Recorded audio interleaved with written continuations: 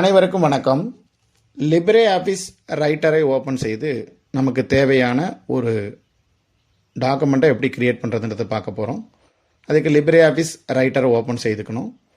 Libre office Writer open செய்த பிறகு இங்கே நீங்கள் பார்க்கக்கூடிய இன்டர்ஃபேஸில் மேலே இருக்கு இல்லைங்களா, அன்டைட்டில்டு 1, இது டைட்டில் பார் அப்படின்னு சொல்லுவோம். இந்த file, edit, view, insert, format இருக்கக்கூடியதை நம்ம மெனு பார்னு சொல்லுவோம். கீழே இருக்கக்கூடிய பேஜ் 1 of 1 எத்தனை வேர்ட்ஸ் இருக்குது, இந்த டீட்டெயில்ஸ் ஸ்டேட்டஸ் பார்னு சொல்லுவோம். அடுத்ததான் இங்கே நியூ, ஓப்பன், சேவ் அப்படி இருக்கு இல்லைங்களா, இந்த ரெண்டையும் நம்ம டூல் பார்னு சொல்லுவோம். இங்கே மேலே இருக்கிறத ஸ்டாண்டர்ட் டூல் பார்னும் கீழே உள்ளதை ஃபார்மேட்டிங் டூல் பார்னும் நம்ம அழைப்போம். இந்த ரைட் சைடில் இருக்கிறது சைடு பார், இதுலேருந்தும் நம்ம தேவையான ஃபார்மேட்டிங் செய்து கொள்ளலாம். இப்போது நாம் ஒவ்வொரு மெனு பாரில் உள்ள ஒவ்வொரு இதையும் எதுக்கு பயன்படுத்துகிறோன்னு பார்க்கும்போது மெயினாக ஃபைலை நம்ம தெரிஞ்சுக்கணும். ஃபைலில் நியூங்கிறது புது டாக்குமெண்ட்டை திறக்கிறது, ஓப்பனுங்கிறது ஆல்ரெடி சேவ் பண்ணி இருக்கிறத திறக்கிறது, க்ளோஸுங்கிறது க்ளோஸ் பண்ணுறது, ரீசன்ட் டாக்குமெண்ட்ஸுங்கிறது நம்ம சமீபத்தில் உருவாக்கிய டாக்குமெண்ட்ஸ் அதை ஓப்பன் பண்ணிக்கலாம். சேவ்ங்கிற ஆப்ஷனை நம்ம கிளிக் பண்ணும் பொழுது அது எந்த இடத்துல சேவ் பண்ணணும்னு கேட்கும். இப்போ நான் இமேஜஸ்ங்கிற ஒரு ஃபோல்டருக்குள்ளே இது சேவ் ஆக போகுது. ஸோ அதுக்கு நான் என்ன பண்ண போகிறேன், வெல்கம் அப்படின்னு சொல்லி ஒரு டெக்ஸ்ட் டைப் பண்ணுறேன். அதுதான் அந்த டாக்குமெண்ட்டோட டைட்டில் பாரில் டைட்டிலாக வரப்போகுது. அது ஓடிஎஃப் டெக்ஸ்ட் டாக்குமெண்ட்டுங்கிறது அது டிஃபால்ட்டாக உள்ளது. அதுக்கு பதிலாக நான் அதை என்னவா மாற்றிக்கிறேன், வேர்ட் 2010 365 டாக்குமெண்ட்டாக நான் மாற்றிக்கிறேன். ஏன்னா இது மைக்ரோசாஃப்ட் ஆஃபீஸ், எம்எஸ் ஆஃபீஸ்லேயும் ஒர்க் ஆகணுங்கிறதுக்காக. ஸோ எந்த ஒரு சிஸ்டத்துலையும் ஓப்பன் ஆகணும்னா இந்த ஃபார்மேட்டுக்கு நீங்கள் சேவ் பண்ணிக்கணும். ஓகே அப்படின்னு சேவ் பண்ணுறதை சேவ் பட்டன் அழுத்துறேன். அது ஒரு பாப்பப் விண்டோ வரும். அதில் நம்ம யூஸ் வேர்டு ஃபார்மேட் அப்படின்றத நம்ம கொடுத்த உடனே இங்கே மேலே பாருங்கள் டைட்டில் பார் வெல்கம் டாக்ஸ் அப்படின்னு இந்த எக்ஸ்டென்ஷனில் சேவ் ஆகிருக்கும். ஸோ டைட்டில் சேவ் ஆகிடுச்சு.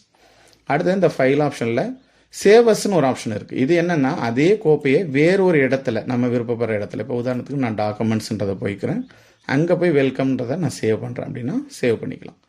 ஸோ இதுக்கும் அதுக்கும் என்ன வித்தியாசம்னு உங்களுக்கு புரியுதுங்களா? சேவ்ங்கிறது கரண்ட்டில் உள்ளதை சேவ் பண்ணுறது, சேவஸ்ங்கிறது எத்தனை பிரதி வேணாலும் வெவ்வேறு இடத்துல சேவ் பண்ணலாம். அதே மாதிரி எக்ஸ்போர்ட்டஸ் அப்படிங்கிறது அதை பிடிஎஃப் ஃபார்மேட்டில் பிரிண்ட் செய்வதற்கு வசதியான ஒரு ஃபார்மேட்டாக எக்ஸ்போர்ட் டைரக்ட்லி எஸ் பிடிஎஃப்னு கிளிக் பண்ணிங்க அப்படின்னா அது பார்த்திங்கன்னா ஒரு விண்டோ ஓப்பன் ஆகும்.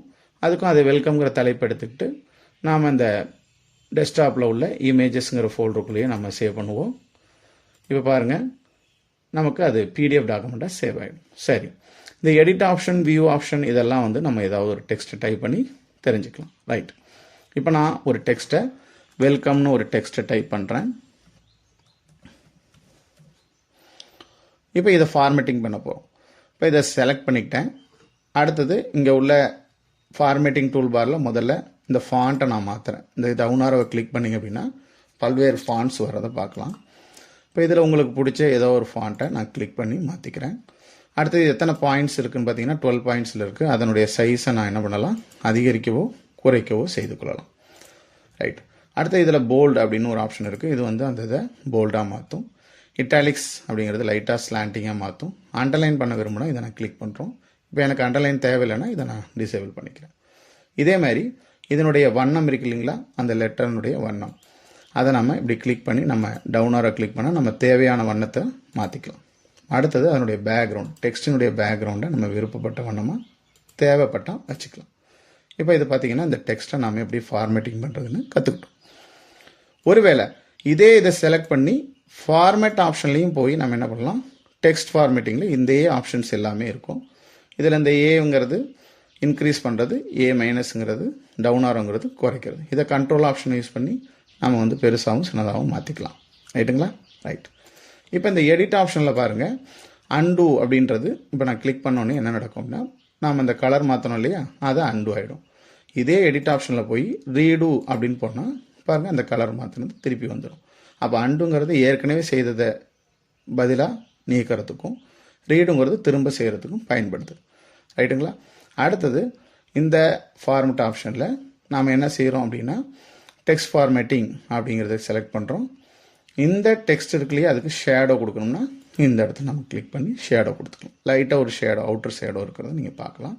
என்னோட ஃபாண்ட் சைஸை நான் இன்க்ரீஸ் பண்ணேன்னா உங்களுக்கு நல்லாவே தெரியும். ரைட், இப்படி நம்ம ஒரு டெக்ஸ்ட்டை எப்படி டைப் பண்ணுறது அப்படிங்கிறத பற்றியும் அதில் எப்படி நம்ம ஃபார்மேட்டிங் பண்ணுறதுன்னு ஒத்துக்கிட்டோம். அடுத்ததாக இந்த டெக்ஸ்ட்டை அலைன்மெண்ட் சொல்லக்கூடியது லெஃப்டில் இருக்குது. இதை நம்ம சென்டர்னு கொடுத்தா இந்த கோப்பினுடைய மையத்துக்கு வந்துடும். ரைட் அலைன்மெண்ட் அலைன் ரைட்னு கொடுத்தோம்னா ரைட் சைடுக்கு வந்துடும். இந்த கோப்பினுடைய ரைட் சைடுக்கு வந்துடும். நான் இப்போ சென்ட்ரல் அலைன்மெண்ட் கொடுத்துட்றேன். இதில் ஜஸ்டிஃபைங்கிறது ரொம்ப பெஸ்ட்டாக இருக்கும். ரைட், ஜஸ்டிஃபைங்கிறது அதுவே என்ன பண்ணிக்கும், சரி பண்ணிக்கும். ரைட், இப்போ நான் அலைன் சென்டர் கொடுத்துறேன். இப்போ வெல்கம்க்கு கீழே எவரி ஒன்று ஒரு டெக்ஸ்ட் அடிக்க போகிறேன். அடுத்ததாக ஒரு குட் மார்னிங்னு ஒன்று அடிக்க போகிறேன்.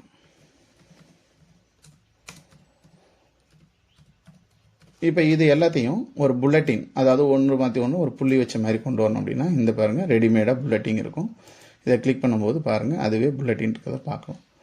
இதே விஷயத்த நம்பர்ஸ் போடணும்னா இந்த புல்லட்டின் நம்ம யூஸ் பண்ணிக்கலாம். இதே விஷயத்த சப்மெனு மாதிரி வரணும்னா இப்படி கிளிக் பண்ணிக்கலாம். ஸோ உங்களுக்கு தேவையான இன்டென்ட்டை நீங்கள் கொடுத்துக்கலாம். அடுத்தது ஒரு இதுக்கும் இன்னொரு இதுக்குமான ஸ்பேசிங்னு சொல்லுவோம். இது நார்மலாக 1ல் இருக்கும். அதை நம்ம 1.5 அப்படின்னு பார்த்தோன்னா கொஞ்சம் கேப்பில் வரதை பார்க்கலாம். இன்னும் தள்ளி வைக்கணும்னா 2 வச்சோம்னா இன்னும் நல்லா தள்ளி தள்ளி இருக்கிறத பார்க்கலாம். அப்போ லைன் ஸ்பேசிங்னு சொல்லுவோம். ஒரு லைனுக்கு இன்னொரு லைனுக்கு எவ்வளோ ஸ்பேஸ் விடணும் நம்ம முடிவு பண்ணிக்கலாம். நான் டிஃபால்ட்டாக 1க்கு மாற்றிக்கிறேன். ஹோப் இதெல்லாம் வேர்ட் ஃபார்மேட்டிங்கில் நம்ம டெக்ஸ்ட் டைப் பண்ணி எப்படி ஃபார்மேட் பண்ணுறதுன்னு கற்றுக்கிட்டோம். இதை நான் Ctrl+S கொடுத்து சேவ் பண்ணிட்டோம் அப்படின்னு சொன்னால் நமக்கு இந்த டாக்குமெண்ட் ஆனது சேவ் ஆகிருக்கும். தேவைப்படும் போது பயன்படுத்திக்கலாம். இப்போது லிப்ரியாஃபிஸ் ரைட்டரில் எப்படி ஒரு டெக்ஸ்ட் டாக்குமெண்ட்டை டைப் பண்ணுறதுங்கிறத கற்றுக்கிட்டோம். நன்றி, வணக்கம்.